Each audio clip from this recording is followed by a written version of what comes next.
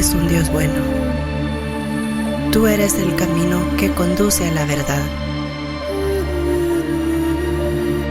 Has hecho sendas donde yo creía imposible caminar. Mas tu espíritu me alentó a seguir adelante. Me has dado gozo y hoy mi vida rebosa de tu unción. Tú estarás conmigo hasta el fin. Y ahora me has llevado a lugares altos y sé que pronto te veré. Proclama Profética 2026. Tú has guiado mis pasos en el camino. Tú estás conmigo y me infundes aliento. Y así como el ciervo anhela las aguas, yo anhelo todo de ti. Ha sido difícil el camino, pero he esperado en ti, y tú me has dado nueva. Este tema, no sé si usted se acuerda, que lo hemos tratado ya un par de veces, hablando del pueblo que retorna a Sión, el pueblo que estaba en Babilonia, el pueblo de Israel. Usted sabe que fue llevado cautivo, dice la Biblia, por 70 años a Babilonia. Y eso pues es una figura escatológica para nosotros que nos deja mucha enseñanza, porque el Israel natural es figura del Israel espiritual, y sabemos bien que el Israel espiritual somos nosotros. El Israel espiritual es la iglesia gentil. Entonces, lo que le sucede al Israel literal en la Biblia, ¿verdad?, en la palabra de Dios, le sucede de repente a la iglesia del Señor, al Israel espiritual, pero a nosotros pues nos pasa de forma espiritual, porque así dice la Biblia. El apóstol Pablo dice que la ley, al hablar de la ley pues tenemos que hablar también de cosas del Antiguo Testamento, sobre todo la ley de Moisés. Dice que la ley es espiritual para nosotros. O sea, todo lo de la ley para nosotros es espiritual. Por ejemplo, el Sabbat para nosotros no es un día, el reposo no es un día, sino que es espiritual, porque no es literal. Para el Israel natural era un día a la semana, el día de reposo, 12 horas, digamos, bueno, 24 horas, ¿verdad? Porque iniciaban desde el día viernes a las 6 de la tarde. Pero para nosotros el reposo es una condición espiritual y no es solo un día, sino que es todos los días, por ponerle un ejemplo, ¿verdad? Entonces, el Israel natural es figura de la iglesia. Amén. Babilonia es figura del mundo. El rey de Babilonia, que en ese tiempo se llamaba Nabucodonosor, es figura del diablo, que el Señor lo reprenda, hermano. Y entonces, el tiempo en el que el pueblo de Israel va a Babilonia cautivos es figura del tiempo que nosotros vivimos acá en la tierra. Fíjense pues, Israel, el pueblo de Israel estaba en Sión, en el Sión natural, y de ahí fue sacado y fue llevado cautivo 70 años a Babilonia. Entonces, la Biblia dice que nosotros, en el Salmo 90, el ser humano, los días que Dios le ha dado al hombre son 70 años, 80 para los más robustos, pero lo que Dios puso fueron, en el Salmo 90, 70 años. Y eso pues es un número que tiene congruencia con los años que el pueblo estuvo cautivo en Babilonia, que viene a ser una especie de número de cautiverio, el número 70. ¿Por qué? Porque sabemos bien que nosotros, nuestro espíritu está cautivo, está preso en esta cárcel, ¿verdad? Su cuerpo es una cárcel para el espíritu, porque el espíritu no puede salir de aquí a menos que se rompa o se termine o se arruine o se quiebre la cárcel. Hasta que el cuerpo se acaba, que uno se termina, pues la vida La vida bios se termina aquí en la tierra, hasta entonces el espíritu es libre y sale pues y vuelve a Dios que lo dio, dice Eclesiastés, ¿verdad? Hasta entonces, o sea, el tiempo del pueblo de Israel en Babilonia es figura de nuestro tiempo acá en la tierra, acá en el planeta Tierra. Entonces, el pueblo, hay un pueblo que retornó de Babilonia. No todos los que fueron a Babilonia retornaron, fíjese, no todos. Por ejemplo, el profeta Daniel no retornó, ya estaba, él era un joven cuando se fue y ya estaba muy anciano cuando el pueblo retornó, aunque él anhelaba el retorno, ¿verdad? Muchos ni siquiera conocían Sión, porque nacieron allá en Babilonia. Es el caso de Zorobabel. De hecho, eso significa Zorobabel, creo que ya lo estudiamos. Nacido en Babilonia, disperso en Babilonia, pero, y es figura de nosotros, pues que usted no se acuerda cómo es Sión, ¿verdad? Pero anhela volver. Entonces es el caso de Zorobabel, que Zorobabel estuvo en Sión, pero en los lomos de su padre. Entonces nació allá en Babilonia, fue dado a luz en Babilonia, pero nunca él se enamoró de Babilonia, aunque allá había nacido, sino que él siempre tuvo la intención de regresar a Sión, tanto así que se convirtió en un gobernador, un político, ¿verdad? Un gobernador de Sión. Entonces, esa historia la encontramos en Esdras capítulo 2. Acuérdese que Esdras y Nehemías son los libros que relatan la restauración de Jerusalén y del templo, ¿verdad? Entonces dice Esdras capítulo 2, le he puesto acá la versión Peshita. Estos son los habitantes de la provincia. Cuando dice la provincia se refiere a la provincia de Sión, ¿verdad?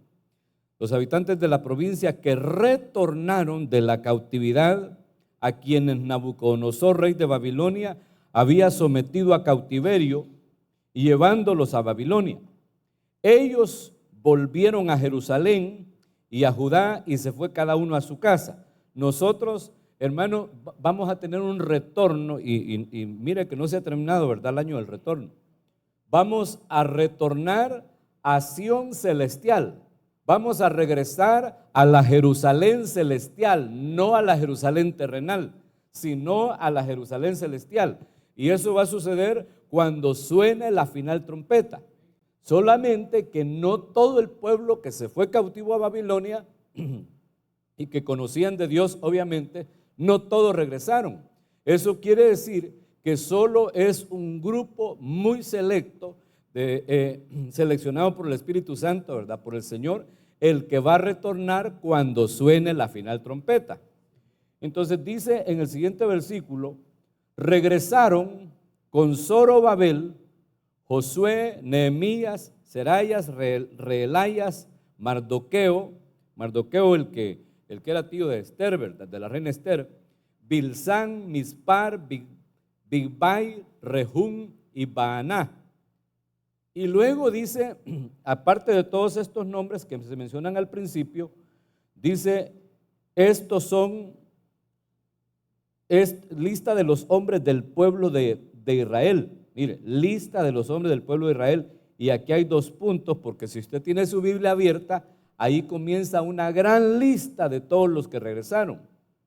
Se mencionan primero, según esta versión que le pongo acá, mire, según la versión viviente, dice que los primeros nombres eran los líderes.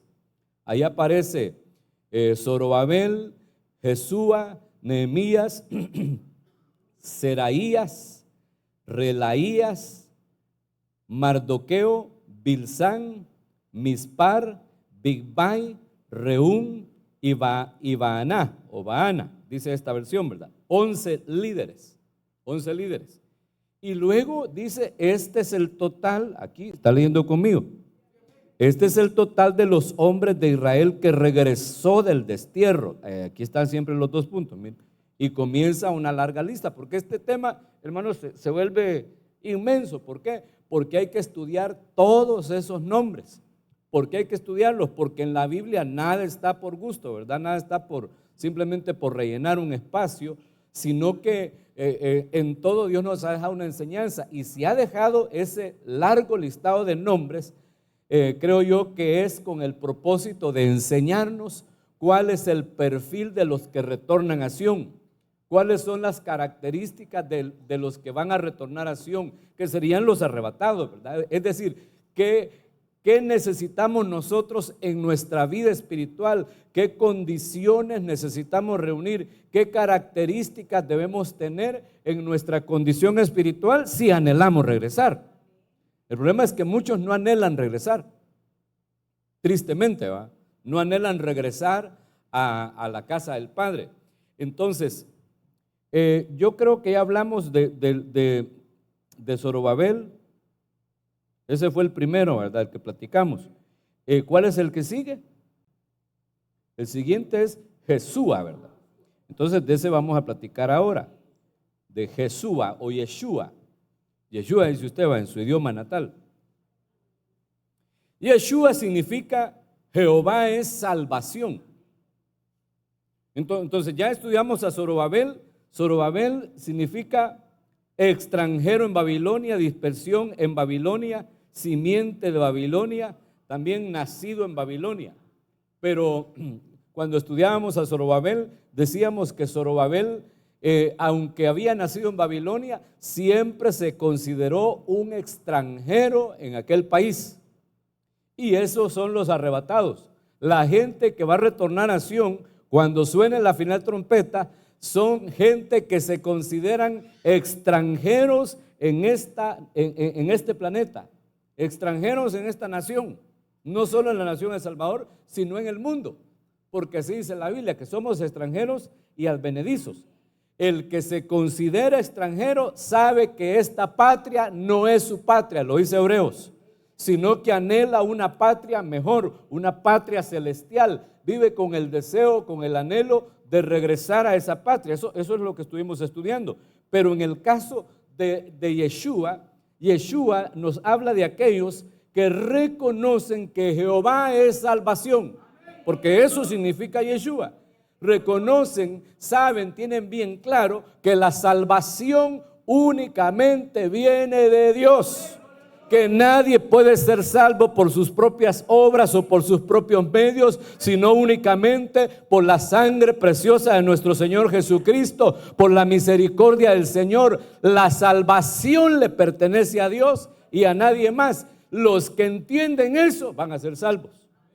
¿Sabe por qué? O sea, se van a ir en el arrebatamiento. ¿Sabe por qué? Porque cuando yo entiendo que mi salvación le pertenece a Dios, que Jehová es mi salvación, entonces ya no voy a confiar yo en mis fuerzas ni en mi religiosidad, sino que voy a confiar en la misericordia y en la gracia de nuestro Señor Jesucristo, el cual nos amó, hermano, así como hemos sido, y nos ama así como somos. Eso no quiere decir que debamos seguir siendo igual, ¿verdad?, que antes de conocer al Señor, pero la salvación no depende de uno, sino que de Dios, pues. O sea, el que es un Yeshua, ese es el nombre de Jesús, ¿verdad? El que es un Yeshua sabe que Él es salvo no por su justicia, no por sus fuerzas, no por sus esfuerzos, no por sus ayunos, no por sus vigilias, sino por la gracia bendita de Dios. Es porque Jehová es salvación. Y eso es lo que dice este versículo, mira, que está en Apocalipsis 7:10. Y clamaban a gran voz diciendo, estos son los salvos de la tribulación, ¿verdad? Apocalipsis capítulo 7. Y clamaban a gran voz diciendo, la salvación pertenece a nuestro Dios, que está sentado en el trono y al Cordero. Aleluya. Hermano, la salvación le pertenece a nuestro Dios. Cuando alguien entiende eso, entonces va a tener fe de que se va a ir en el arrebatamiento, que va a regresar a la casa del Padre, porque la Biblia dice que no es del que quiere ni del que corre, sino de Dios que tiene misericordia, de Él que es la salvación nuestra. Dale palmas a Cristo. De Él depende nuestra salvación. Entonces, mire, esto es bien importante entenderlo. La palabra salvación en ese versículo que le acabo de leer se dice en el griego sozo, y sozo significa salvar, liberar, rescatar, poner a salvo, resguardar, curar, sanar. Mire todo lo que significa, qué bonito, ¿va? Todo esto nos ha regalado el Señor, porque la salvación es gratuita. No se la cobran a nadie. Y entonces, mire pues, cuando entendemos que Dios es la salvación, que la salvación le pertenece a Dios, que Jehová es salvación, entonces, ¿quiénes somos nosotros para cerrarle la puerta a alguien que busca salvación? Digo porque hay mucha gente que se volvieron nada más religiosos del evangelio y que le cierran la puerta a mucha gente. Y dicen, en esta iglesia somos poquitos, pero aquí no viene cualquiera. Porque le ponen un montón de requisitos a la gente, ¿verdad? Para poder acercarse. Y eso es religión. La religión es cumplir un montón de reglas, normas para poder acercarse a Dios. Pero el evangelio no es religión, porque en el evangelio no es el hombre acercándose a Dios, sino Dios acercándose al hombre. Dice la Biblia que Él vino a buscar lo que se había perdido. Gloria a Dios.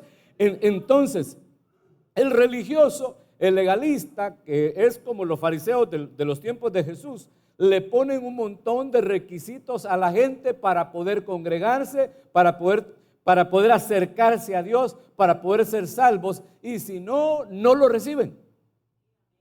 ¿Y quién es el hombre, hermano, para poder bloquearle, estorbarle la salvación a una persona? El legalista le pone muchos requisitos, pero le pone también condiciones, y a veces son cosas que ni el que las impone lleva. Ese era el caso de los fariseos. ¿Ha oído usted el testimonio del apóstol Sergio? Cuando dice que se convirtió con Mamá Leti, que ellos no eran casados, ¿va? Y se convirtieron. Y la iglesia en la que llegaron era medio legalista. Y entonces, al nomás que se convirtieron, dijeron, bueno, ya nos convertimos al Señor, ya aceptamos a Cristo, hay que ordenar nuestra vida.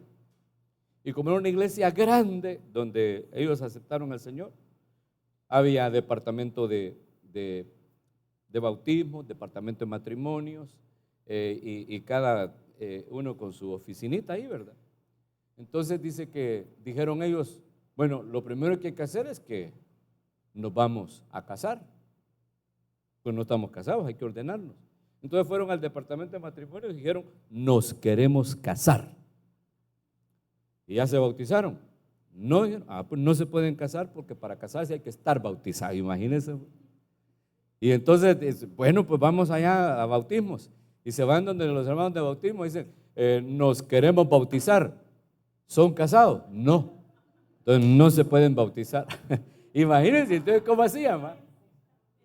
¿Cómo hacían? Estaba como aquel endemoniado, aquel pobre demonio adentro del fulano, no hallaba qué hacer porque los dos que lo ministraban le decían, ¿cuál es tu nombre? Le decían. Y el otro le decía, calla, enmudece. Y el demonio no hallaba qué hacer, ¿va? Entonces, ellos estaban ahí que no hallaban qué hacer. Me bautizo, me caso, ¿qué hago si ninguno de los dos me permiten, ¿verdad? Entonces dice el apóstol, les tuvimos que jugar la vuelta. Nos fuimos otra vez, esperamos que cambiaran al que estaba ahí en matrimonios. Y le dijimos, dice, nos queremos casar. ¿Ya se bautizaron? Sí, le dijimos. Y entonces los bautizaron, ¿va? Porque, mire, se llega a caer en cosas muy ridículas por la religiosidad, por practicar simplemente una religión, lamentablemente. Mire, para el legalista, ¿cómo le explico? Para el legalista y religioso es pecado que una mujer se pinte el cabello o que se pinte las uñas, pero no es pecado el adulterio, ¿va? Fíjese, tristemente, porque se enfocan en la apariencia nada más y no en lo que realmente Dios toma en cuenta, que es lo que está dentro de nosotros, ¿verdad?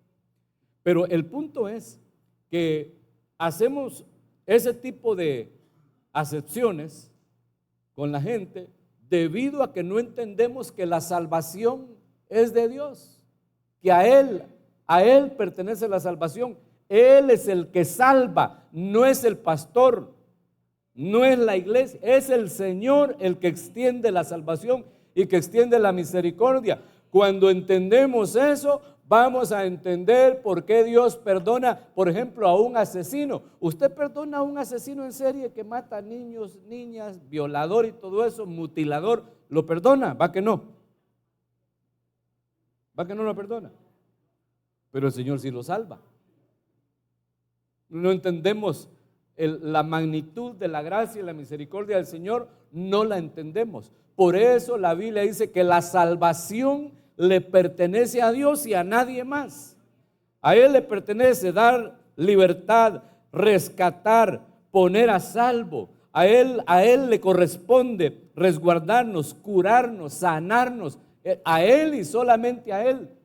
Entonces, si uno se pregunta, ¿y por qué fulano de tal ha sido tan malo y por qué Dios lo tiene en tan alta estima? Pues pregúntele a Dios. ¿Sí me entiende? Porque de Él es la salvación. Me acuerdo que oí un predicador hace bastante, ¿verdad? Que decía que él orando le preguntó a Dios. Le preguntó a Dios que si David, le dijo, cometió tantos pecados, porque tremendos los pecados de David, hermano. Cuando uno lo analiza, dice, igualito a mí va. Igualito de pecador, pero no de íntegro. Porque David pecó, pero fue un hombre íntegro. Íntegro no es no cometer errores, sino presentarse delante de Dios tal cual es, sin esconderle nada. Amén. Entonces dice este predicador, decía que él le preguntó a Dios que ¿por qué David? La Biblia da un testimonio tan hermoso de él si cometió tantos errores. Porque la Biblia dice que era el dulce cantor, de nadie más dice eso. Dice que era el hombre conforme al corazón de Dios. De nadie más dice eso. David, hermano, aparte de nuestro Señor Jesucristo, es el más excelso de todos los reyes de Israel. Entonces, cuando él le preguntaba a Dios, dice que Dios estaba hablando con él en la oración, decía este predicador. Pero que cuando él le preguntó eso, se quedó callado y no le respondió. Yo creo que el Señor se había quedado pensando, qué metido va. Por no responderle, ¿y a vos qué te importaba? Se quedó callado y después de un lapso en silencio le respondió y le dijo, ya no me acuerdo. Y ahí está escrito en la Biblia, hermano. Todos los pecados de David ahí están escritos para que nosotros tomemos enseñanza. Pero dice que Dios le dijo, ya no me acuerdo. ¿Por qué? Porque, hermano, ¿y por qué vamos a cuestionar nosotros a Dios por la salvación de X o Y persona que quizás a uno le cae mal y como uno no tiene la capacidad de amar como Dios ama ni de perdonar como Dios perdona, de demostrar la misericordia que Dios muestra? Entonces, hermano, uno está bravo porque Dios lo salvó. Si la salvación es de Dios y es para todo el que la quiera, para todo el que la quiera. Entonces necesitamos para regresar, para retornar a Sion, entender que la salvación mía y la suya le pertenece a Dios, es de Él. Él ha decidido en su gran amor con que nos ha amado salvarnos, levantarnos y sacarnos de esta tierra. Y mire, alguien decía que allá nos vamos a llevar sorpresas. Decía un fulano, allá nos vamos a llevar sorpresas. Si es que vamos, le dijo un hermano, allá nos vamos a llevar sorpresas. Vamos a ver gente que nosotros descalificamos, que retornaron a Sion. Y no vamos a ver gente que nosotros la teníamos bien calificada. Porque la salvación no depende de la calificación humana que le hagamos a la gente, sino de Dios. Y Él es un Dios de misericordia. Nosotros estamos de repente, hermano, como aquel grupo de hombres allá en Jerusalén que habían encontrado a la mujer adúltera en el acto mismo, ¿verdad? Y la llevaban para apedrearla, para cumplir la ley de Moisés, porque eso decía la ley, que al adúltero había que apedrearlo. Y entonces la llevaban, y cuando vieron a Jesús dijeron, vamos llevémosela a él a ver qué dice. Y le dijeron, a esta la hallamos en el mismo acto de adulterio. ¿Qué dices? Moisés nos mandó que la apedreemos. Y todos con su tetuntón ahí en la mano, hermano. La gente hoy en día no carga las piedras en la mano, no que en la boca, ¿va? Las piedras hoy las tiramos con la boca, ¿sí o no?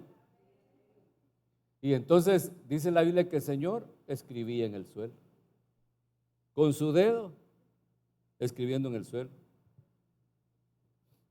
Y les dijo, el que de ustedes esté libre de pecado, que le pegue la primera pedrada. ¿Y quién era el que estaba libre de pecado ahí? Solo Jesús. Pero él no tenía una piedra en la mano. Entonces dice la Biblia que aquellos comenzaron, acusados por su conciencia, ¿verdad? Comenzaron a botar las piedras y a irse. Y se quedaron solo él con la mujer. Y le dijo, ¿dónde están los que te acusan? ¿Se han ido, Señor? Le dijo. Bueno, pues ni yo te condeno. Vete en paz y ya no peques. Porque de Él es la salvación. De Él y solo de Él. Nosotros ahí andamos como ese grupo de hombres, ¿va? Con las piedras en la mano y vea que solo la mujer llevaban. ¿Y por qué no llevaban al hombre?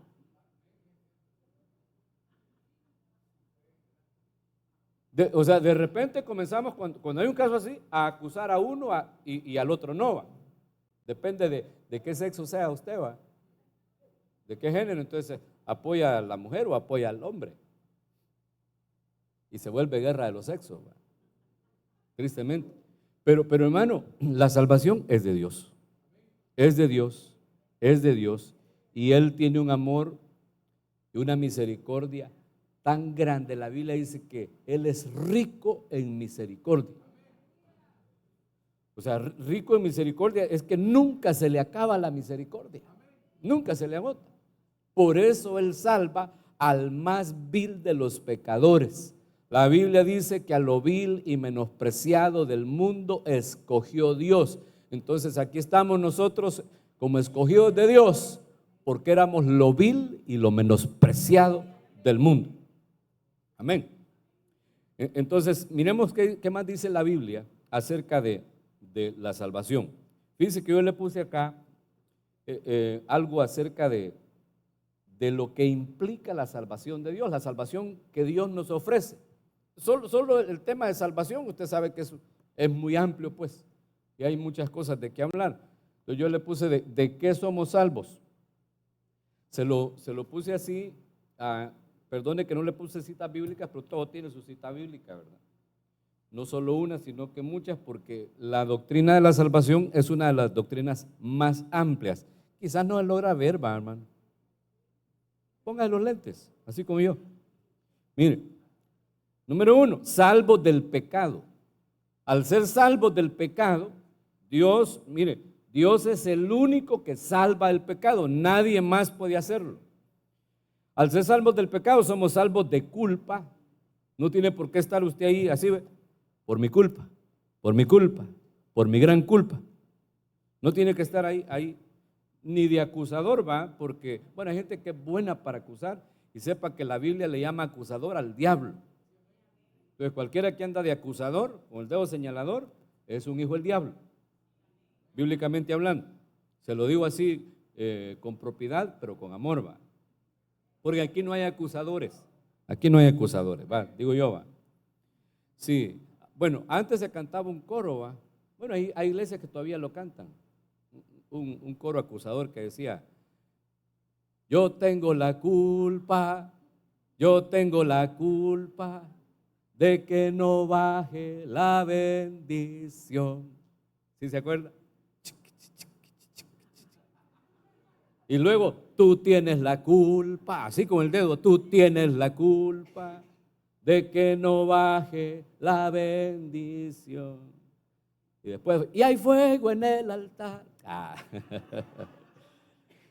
Entonces, mire, pues libres del pecado, ahí está incluido, libres de la culpa. O sea, salvos de la culpa, pues, ya no somos culpables, aunque usted siga siendo culpable y le canten que usted es la culpable. Salvos de la esclavitud del pecado, salvos del poder del pecado, salvos del castigo eterno, gracias a Dios. Cuando somos salvos del pecado es todo eso.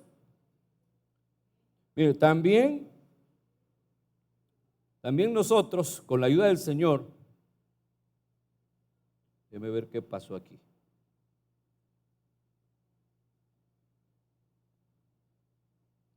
Ahí está. Mire, todo eso es lo que le quiero poner, pero no sé por qué no sale.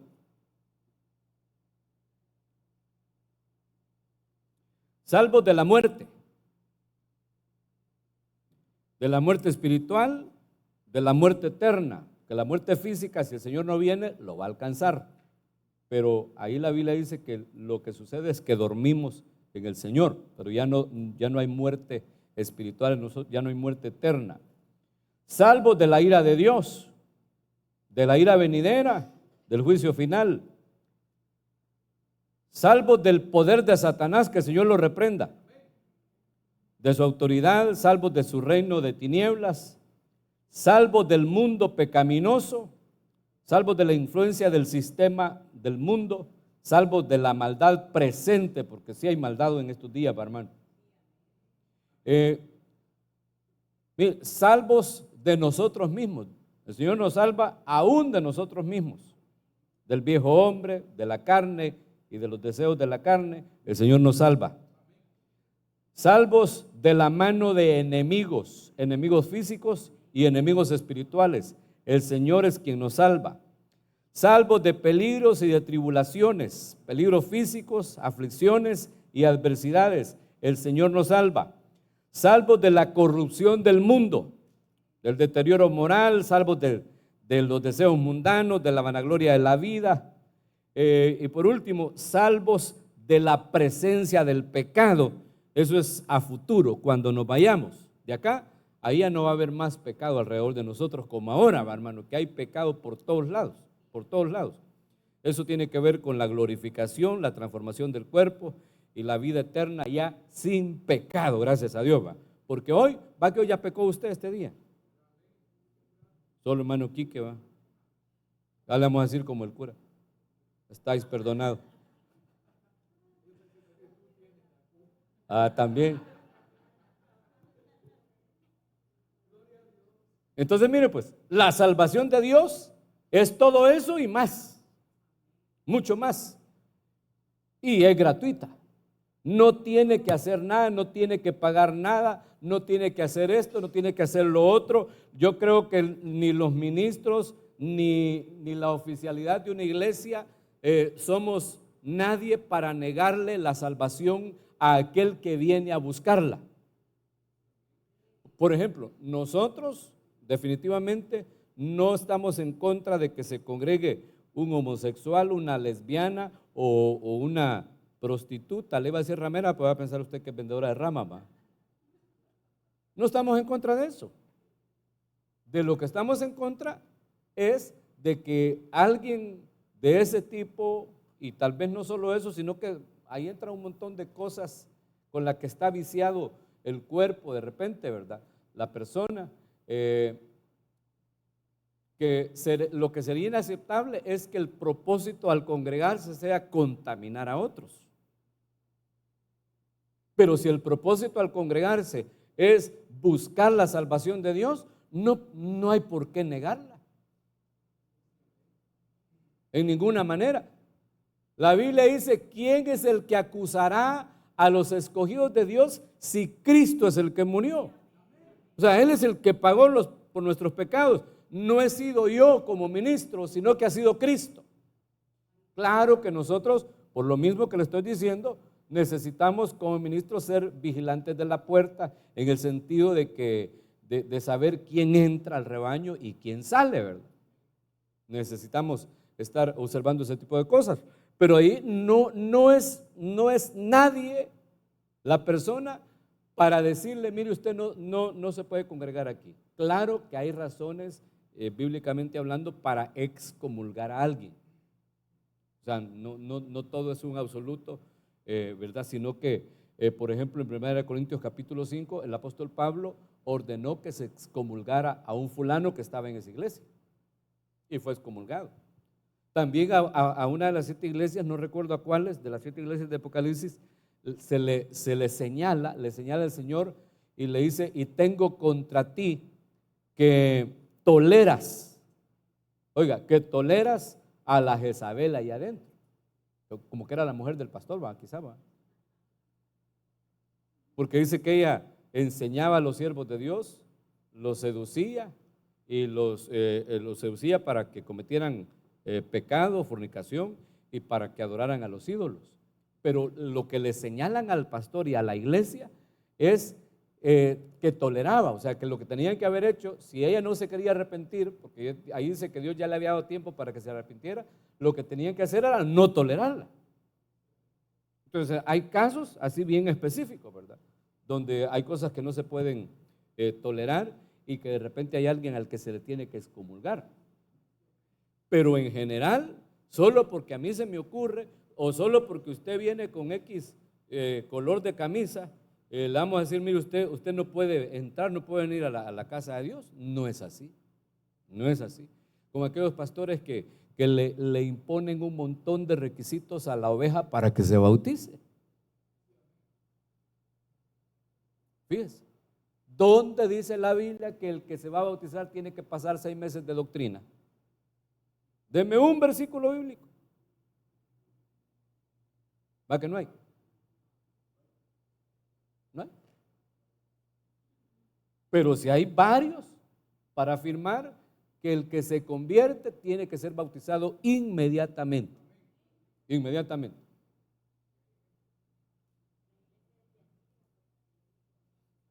Que esa tía Tira, va, era tremenda. A la iglesia de Tiatira. Gracias, Juanito. La iglesia de Tiatira.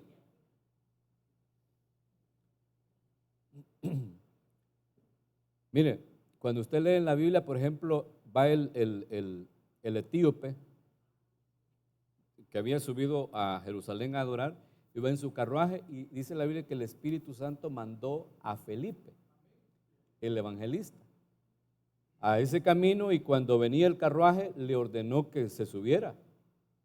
Y dice que cuando se acercó, el etíope leía el libro del profeta Isaías. O sea, era religioso, pero no se había convertido a Cristo. Y quizás leía en voz alta, porque Felipe oyó lo que leía. Y entonces le dijo, ¿entiendes lo que lees? No, le dijo, si no hay nadie que me lo explique, ¿cómo lo voy a entender? Entonces dice la Biblia que se subió al carruaje Felipe y comenzó desde aquella escritura del profeta Isaías a hablarle de Cristo, del cumplimiento de esa profecía en Cristo. Y entonces dice que iban por el camino y aquel evangelizándolo, ¿eh? Y luego dice que llegaron a cierta agua. ¿Lo ha leído? Así dice, se lo busco si quiere. Le digo esto porque hay unos que dicen que el bautismo tiene que ser en río, hermano, y que si no, no vale. Los legalistas y religiosos eso dicen. Se lo voy a buscar mejor, porque no va a ser que usted esté de incrédulo también. ¿No? Y ¿sabe qué es lo peor? Dijo la chumpa. ¿Sabe qué es lo peor? Que para el legalista y para el religioso vale más el dogma que le enseñaron, el dogma religioso, ¿va?, que lo que la Biblia dice. Y usted le muestra lo que dice la Biblia y no se lo aceptan. Así es el religioso y el legalista. Mire cómo dice. 8:36, ¿va? Y yendo por el camino llegaron, ¿a dónde dice? ¿Va? No dice río, ¿va? No dice laguna, ni lago, ni mar, ni piscina. Entonces puede ser río, puede ser mar, puede ser piscina, puede ser laguna, puede ser lago, puede ser un barril.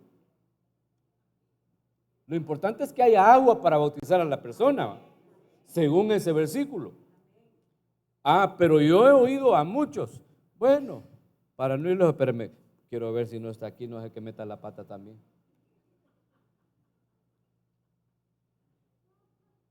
No ha venido, va. Para chismearle, pues. Es que fíjese que hay alguien por aquí que no se ha querido bautizar porque no bautizamos en río. Imagínese, hermano. No me dijo, yo me quiero bautizar en río. Porque el bautismo tiene que ser en río. ¿Y por qué decir que tiene que ser en río? Porque Jesús se bautizó en río. Pues anda a bautizarte el río Jordán, va. Barato le va a salir, ¿verdad?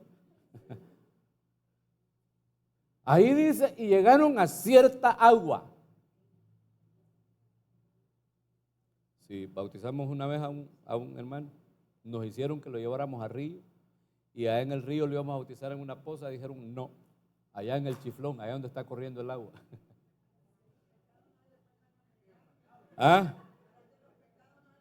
Pero ¿dónde dice eso la Biblia, pues?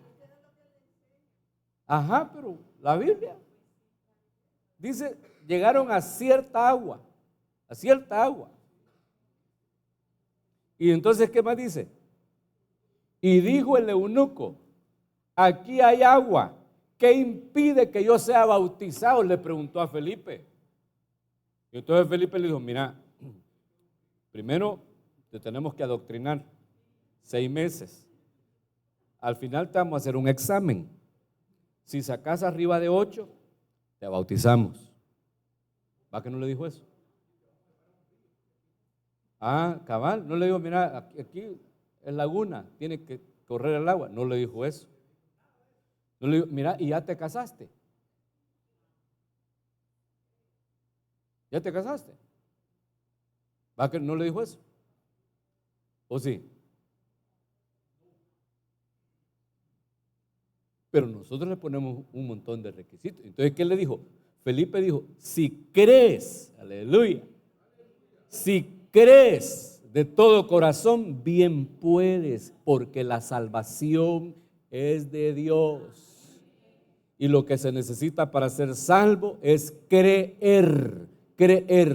Y el Señor dijo que el que creyere y fuere bautizado será salvo. Entonces el que cree tiene que ser bautizado. Hermano, pero y si están endamados y vienen ahí, pues ahí hay 2 cosas.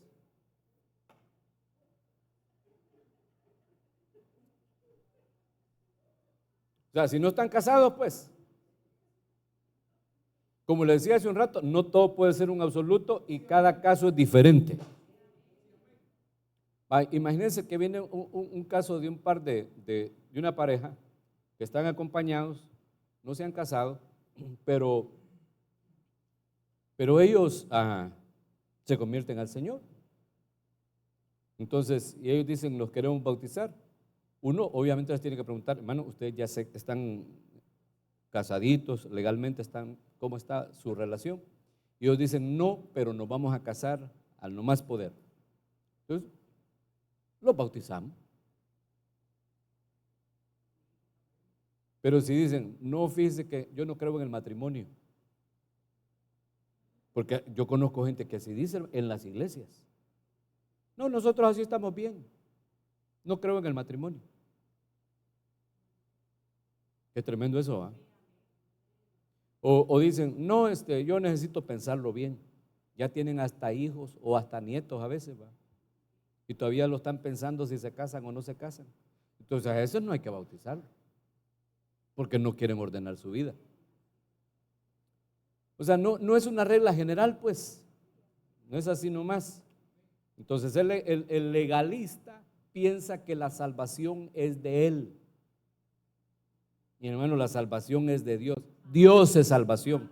Dios es salvación. La salvación viene de Dios y de nadie más. Dice este versículo, Apocalipsis 19:1. Después de esto oí como una gran voz de una gran multitud en el cielo que decía, aleluya, la salvación y la gloria y el poder pertenecen a nuestro Dios. Y eso se está diciendo en los cielos. Allá en los cielos se sabe que la salvación le pertenece a Dios, a nadie más, a nadie más, a nadie más. No hay otro nombre, dice la Biblia, por el cual podamos ser salvos, sino solamente a través de nuestro Señor Jesucristo. En ningún otro hay salvación. Dios es salvación. Entonces dice el Salmo 18, 2: Jehová, roca mía y castillo mío, y mi libertador. Acuérdese que salvación también es libertad. Dios mío, fortaleza mía, en él confiaré, mi escudo y la fuerza de mi salvación, mi alto refugio. Invocaré a Jehová, quien es digno de ser alabado, y seré salvo de mis enemigos. Aquí está diciendo literalmente en esta oración el salmista que la fuerza de su salvación es Dios. Él está reconociendo que él es salvo de sus enemigos, no por su fuerza, no por su ejército, no por sus armas, no por su inteligencia, sino porque la fuerza de su salvación es Dios. Usted y yo somos salvos de nuestros enemigos por la gracia bendita de Dios. La fuerza de nuestra salvación es Dios. Él es nuestro libertador. Si a usted lo tiene aprisionado el enemigo, encerrado en alguna situación espiritual, sepa que la fuerza de su salvación es Dios. No es su inteligencia, no es su habilidad para resolver los problemas. La salvación viene de Dios. Si lo ha encerrado, el hermano Quique le iba a decir, el banco con las deudas, lo tienen atrapado, lo tienen esclavizado, sepa que la fuerza de su salvación es Dios. La fuerza de mi salvación es Dios. Él es mi alto refugio, Él es su alto refugio. La ciudad amurallada para refugiarse es nuestro Dios.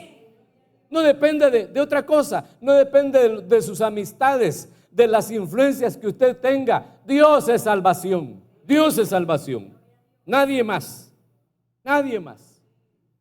Alabémosle, adorémosle, invoquémosle y vamos a ser salvos. Confiemos en Él y vamos a ser salvos. No importa la situación en la que hayamos caído o donde el enemigo nos haya metido para querer vernos derrotados. La salvación viene de Dios y Él viene en nuestro auxilio. Él dice: clama a mí y yo te responderé. A Él clamaré, dice el salmista, yo en la angustia, y Él me responderá. ¿Por qué? Porque Él es la salvación. Él es nuestra salvación. ¿Se alegra usted? Da un aplauso al Dios de nuestra salvación. Gloria a Dios. El Salmo 25:4 dice: muéstrame, oh Jehová, tus caminos. Enséñame tus sendas, encamíname en tu verdad. Mire qué oración más bonita esta, hermano. Que oráramos así todos, hermano. Pero todos oramos por otras cosas. Señor, dame para el estreno navideño, le dice Esteban. Pero miren lo que le está pidiendo el salmista: muéstrame, oh Jehová, tus caminos, dame revelación en tu camino. Enséñame tus sendas, encamíname en tu verdad y enséñame. Porque tú eres el Dios de mi salvación. En ti he esperado todo el día. Gloria a Dios. Si se sabe ese salmo, usted ha cantado. ¿Cómo dice? Muéstrame tus caminos, oh Señor, y enséñame tus sendas, mi Señor. Encamíname en tu verdad y enséñame, porque tú eres el Dios de mi salvación. En ti he esperado, en ti yo esperaré. Todo el día y cada noche, muy temprano en la mañana, enséñame a esperar en ti, Señor. Porque Él es el Dios de nuestra salvación. el Dios de nuestra salvación. Él es el que nos encamina en su verdad, el que nos enseña sus sendas. Y la Biblia dice: y conoceréis la verdad, y la verdad os hará libres. La verdad es Cristo, y la libertad también es Cristo, porque Él es la salvación nuestra, únicamente Él, y solo Él y nadie más. Gloria a Dios. Mire este otro salmo, como aquellos me dan más tiempo, sigo, ¿va? Aleluya. Salmo 51. Usted sabe que este salmo es el salmo que David escribió después de que lo visitó el profeta Natán cuando él había pecado con Betsabé, pero no solo con Betsabé, ¿verdad?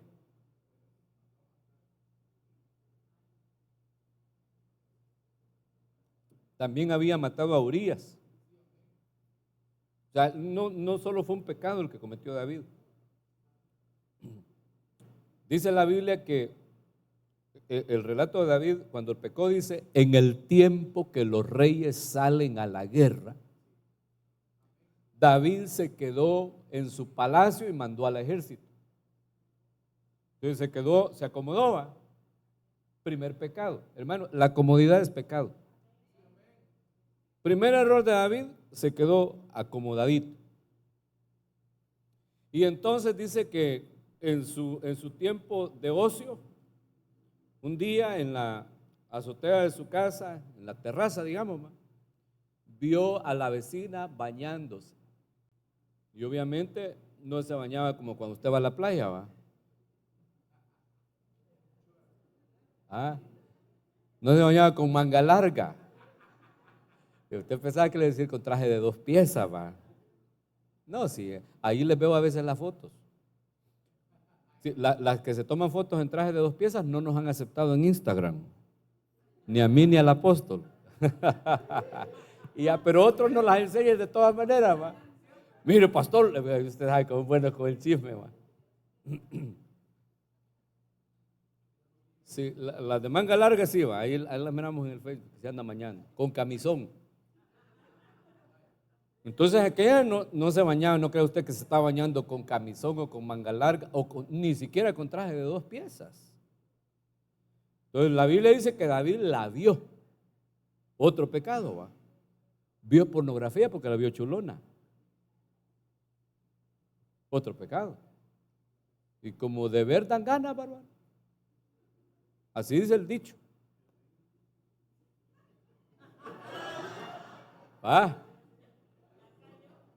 Así dice el dicho. Hoy lo van a dejar durmiendo con Firulais aquel, ¿va? Así dice el dicho, ¿va? Entonces dijo David: tráiganme a esta mujer. Y entonces le dijeron: pero mi señor, ella es la mujer de Urías el Eteo.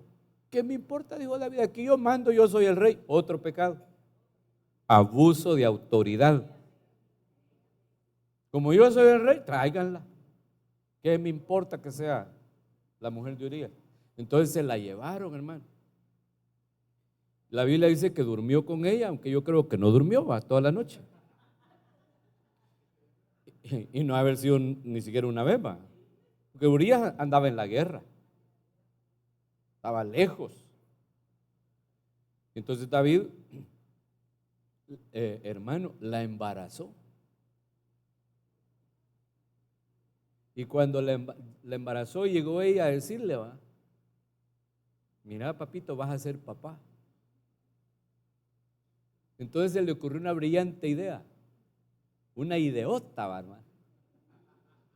Ya me dieron ganas de reírme como el padre Adán. Mire, y entonces dijo: vayan a traerme a Urías allá al campo de batalla. Y cuando lo llevó a la casa, le sirvió comida, le sirvió vino, cerveza, guaro, 3 puentes, tequila y de todo. Papito, el que te guste, mira, el que te guste.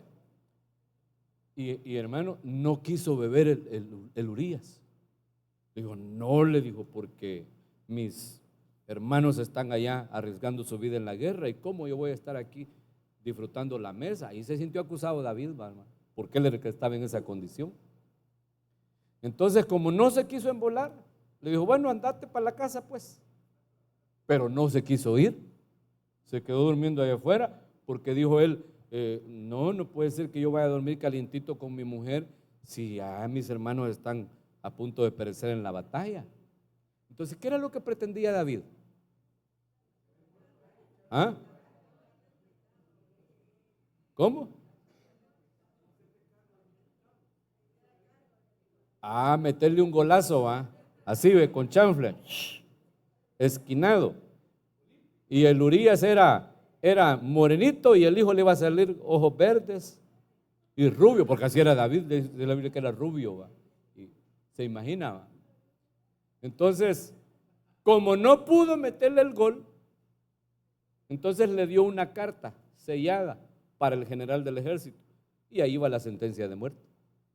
Le dijo, pongan a Urías en lo más recio de la batalla y déjenlo solo. En otra palabra, que denle en Matacán. Y de repente mandó el general del ejército, Joab, mandó un mensajero.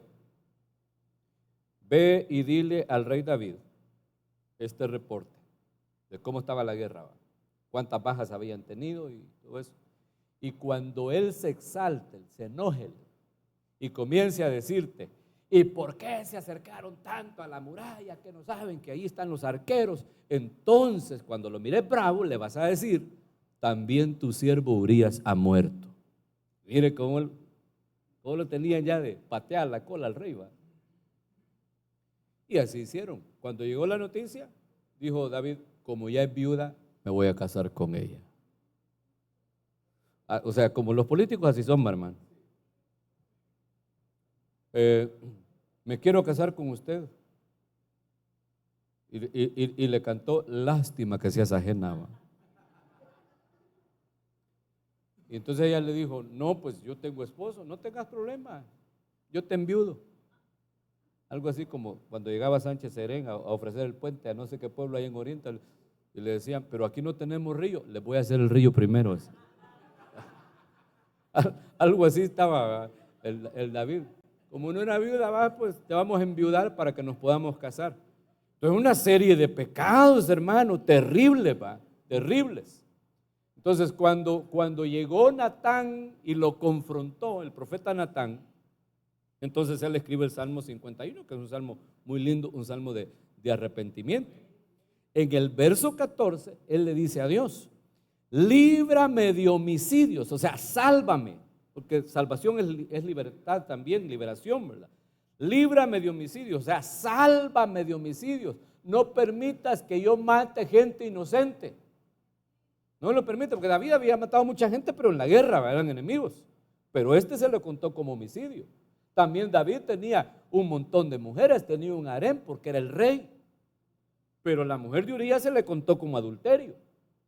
Entonces él le dice a Dios, sálvame de homicidios.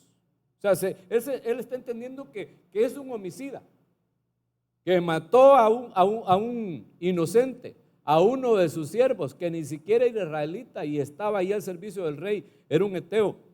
Entonces, líbrame de homicidios, oh Dios de mi salvación, y cantará mi lengua tu justicia. Entonces yo creo que cuando hemos pecado, hermano, por feo que sea el pecado, por vergonzoso que sea el pecado, nuestro Dios es el Dios de nuestra salvación. Y al llegar arrepentidos, lo que tenemos que pedirle es, por favor, sálvame de este pecado. David está pidiendo que lo salve de homicidios. Sálvame de este tipo de pecado. ¿Por qué? Porque quizás estamos viciados en nuestra alma a cometer con frecuencia el mismo pecado. Entonces necesitamos que venga Dios y nos libere. Necesitamos que venga Dios y nos salve, que obre un milagro y nos saque de ahí, hermano. Eso es lo que necesitamos. Pero necesitamos reconocer que la salvación viene de Él. Porque si no vamos a estar dándonos como una terapia, ¿verdad? Y contando hasta 10 para no pecar. como cuando está bravo y cuenta hasta 10 para que se le pase. No, ¿verdad? Tenemos que saber que la salvación es un milagro poderoso de parte de Dios y que en su misericordia es para todo aquel que cree. Mire cómo dice Habacuc. Habacuc 3:17. Aunque la higuera no florezca, mire qué oración más linda esta. O sea, aunque no tenga que comer, va. Ni en las vides haya frutos. Aunque falte el producto del olivo. ¿Cuál es el producto del olivo? Aunque falte el aceite. Y los labrados no den mantenimiento, el mantenimiento para el ganado, ¿verdad? Y las ovejas sean quitadas de la majada porque no hay alimento para ellas. Y no haya vacas en los corrales. Se acabó toda la economía. La economía del pueblo de Israel era agrícola y era ganadera. O sea, está diciendo, aunque estemos quebrados completamente, con todo, dice el profeta, con todo yo me alegraré en Jehová y me gozaré en el Dios de mi salvación, porque la salvación viene de Dios, la salvación le pertenece a Dios y Él es fuerte, Él es grande, es poderoso, Él es el dueño del oro, de la plata y de todo este planeta. Por lo tanto, dice David en algún momento, yo no temeré a 10 millares de hombres o de pueblos que me rodeen, que hagan sitio contra mí. ¿Por qué? Porque Dios es el Dios de nuestra salvación. Aquí dice Habacuc, aunque yo esté sin comida, no tenga que comer, no tenga nada en la cuenta bancaria, no tenga quizás $1 en la bolsa, dice, yo con todo me alegraré en Jehová, porque mi gozo no depende de lo económico, no depende de aquí ni de allá, sino que depende de Dios, y Él es el Dios de mi salvación. Por lo tanto, yo me gozaré en Él, me alegraré en Él. O sea, cuando entendemos que la salvación es de Jehová, no nos preocupa. El Señor dijo, en el mundo van a tener aflicciones, pero confíen, yo ya vencí el mundo. Ustedes también. Entonces, entender que Dios es salvación nos va a permitir regresar por todo esto que estamos platicando. Porque hay gente que cuando no han entendido que la salvación es de Dios, andan buscando la salvación en otro lado y se alejan del Señor cuando están pasando alguna dificultad, tristemente. Y acuérdense que nuestro Dios no es un Dios de despropósito. Todo lo que nos pasa, lo que Dios permite que nos suceda, es con propósito. El propósito es nuestra salvación. Y en ningún otro hay salvación, porque no hay otro nombre bajo el cielo dado a los hombres en que podamos ser salvos. No hay otro, solamente Cristo, solamente Dios, solamente el Señor. Bueno, dejémoslo hasta ahí porque el tiempo ha transcurrido. Yo tengo bastantes versículos todavía que leerle. Mire, como no se pone de pie, le leo este pues. Hebreos, ¿verdad? Hebreos 2:3. ¿Cómo escaparemos nosotros si descuidamos una salvación tan grande, la cual habiendo sido anunciada primeramente por el Señor, nos fue confirmada por los que oyeron? O sea, ¿cómo escaparemos si descuidamos esa salvación? O sea, cuando no entendemos bien que la salvación viene de Dios, la descuidamos. O de repente, como no valoramos lo que Dios nos ha dado, lo descuidamos.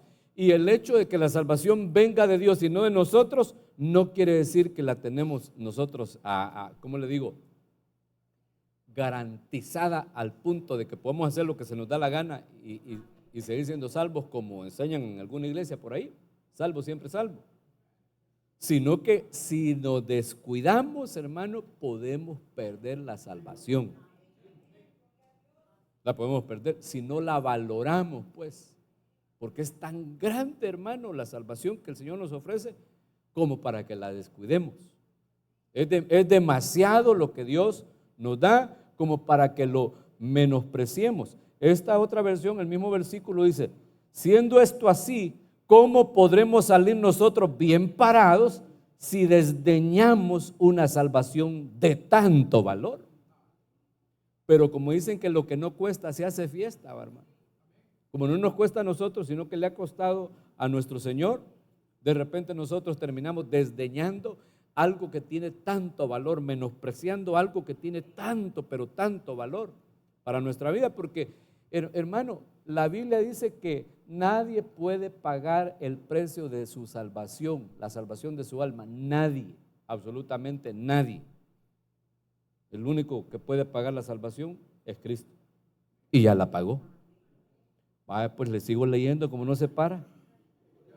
El mismo versículo, la versión Voz Cantera, dice: ¿cómo nosotros escaparemos del castigo si menospreciásemos tan grande salud? Dice esta versión, porque soso es salvación, ¿verdad? Que también significa salud.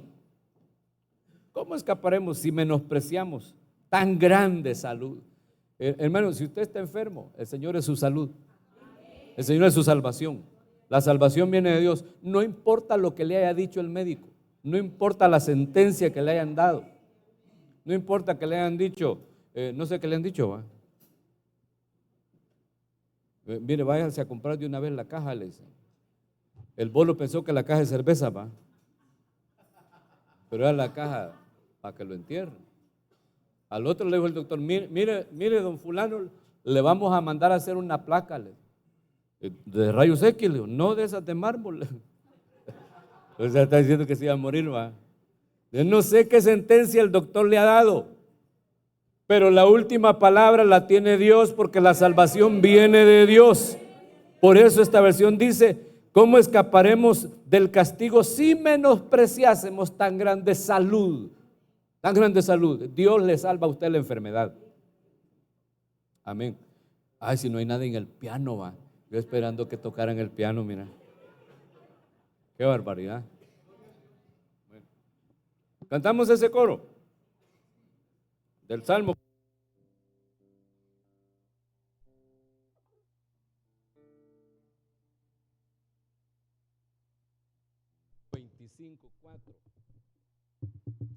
Hermano, no importa lo que usted esté pasando, confíe en que Dios es su salvación. Ponga cualquier situación en las manos de Dios, y la Biblia dice que Él va a obrar definitivamente.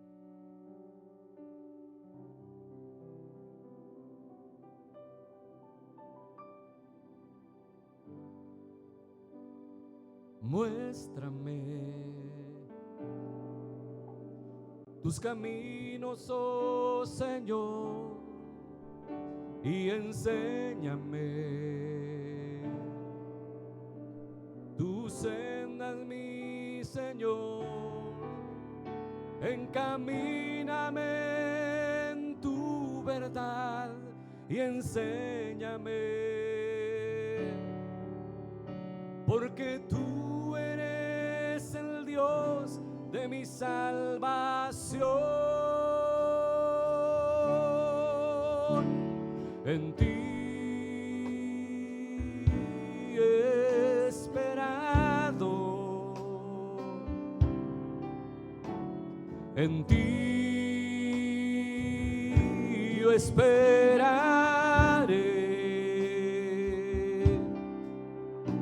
todo el día y cada noche, muy temprano en la mañana. Enséñame a esperar en ti, Señor.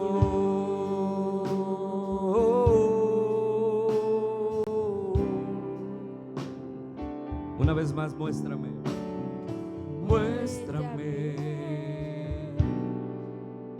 tus caminos, oh Señor, y enséñame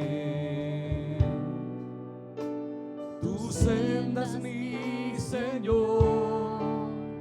Encamíname en tu verdad y enséñame, porque tú eres el Dios de mi salvación.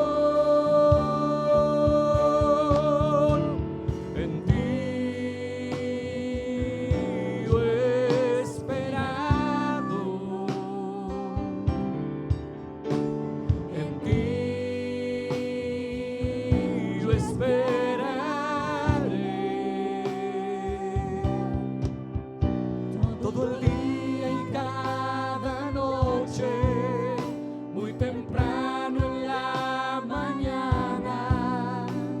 Enséñame a esperar en ti.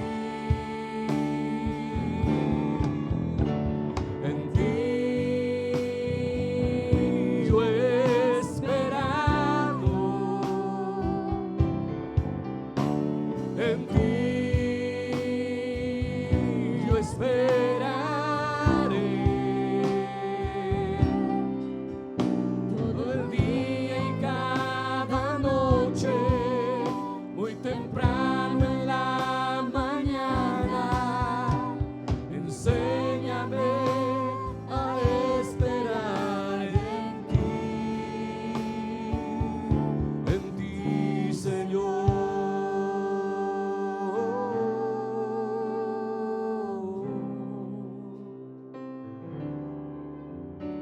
Señor, tú eres el Dios de nuestra salvación.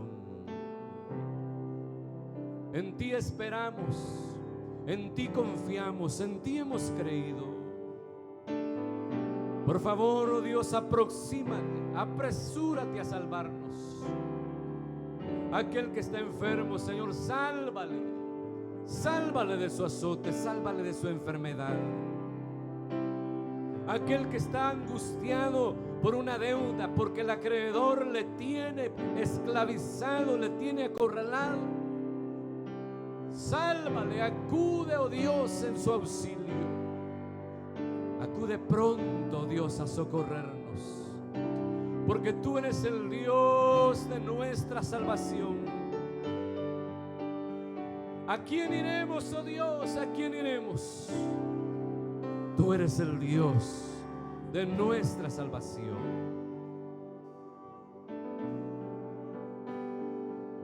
Confía en Dios, confía en Dios. Él es tu salvación. Y aquel que comenzó la buena obra en nosotros, la perfeccionará aún en el día de Cristo.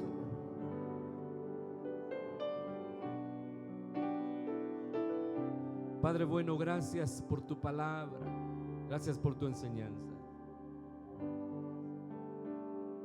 Séllala en nuestras mentes y en nuestros corazones.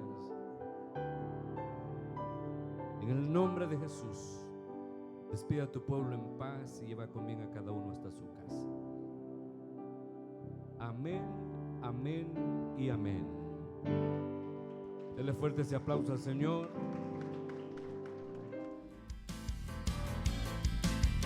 Vengo a la casa del Señor, quiero adorar al Rey de amor.